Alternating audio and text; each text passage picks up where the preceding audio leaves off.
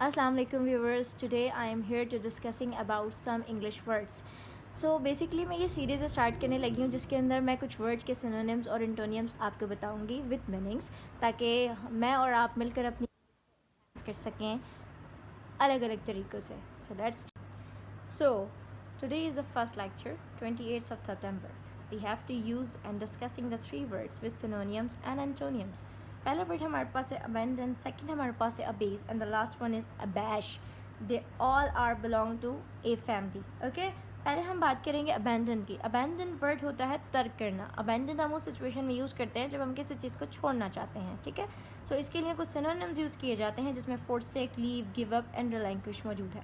forsake का मतलब होता है छोड़ना, leave का मतलब होता है छोड़ दो, give up का मतलब होता है छोड़ दो as well, and relinquish का मतलब होता है तर्क कर देना. And the antonym of this word is retain, बरकरार रखना, to maintain something. Stay with, साथ रहो, यानी उसको अपने साथ रखना.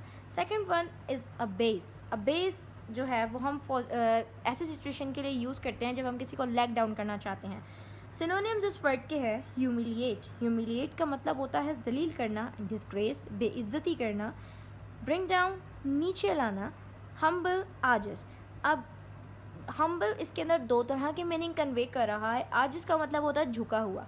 एक तो होता है रिक्वेस्टिंग वे में, जब हम किसी सीनियर के आगे या हमारे जो रिस्पेक्टेड सीनियर्स होते हैं उनके आगे हम जब झुकते हैं तो इट्स अ हम्बल वे कि हम उनके आगे आजिज़ हुए हैं.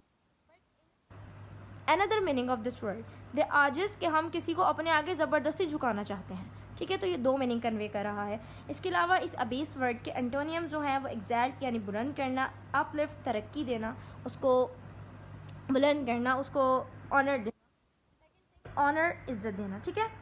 अबेश. Abash basically it's use a situation in which the person is in anger. Okay, तो इसके कुछ सिनोनिम्स हैं जो ये वर्ड कन्वे करता है. जैसे कि इसमें आ जाता है कंफ्यूज.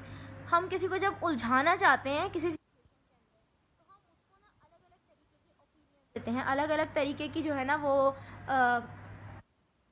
हैं और उसको उलझाते हैं कि तुम इस तरह नहीं इस तरह करो, तो we have to confuse someone. ठीक है, जिसके अंदर सामने वाला अपने आप को अशेम फील करने लग जाता है और वो उसके अच्छा, इसका जो एंटोनियम है, एंटोनियम के अंदर अगर हम बात करें, एंटोनियम जाहिर बात है अब उसका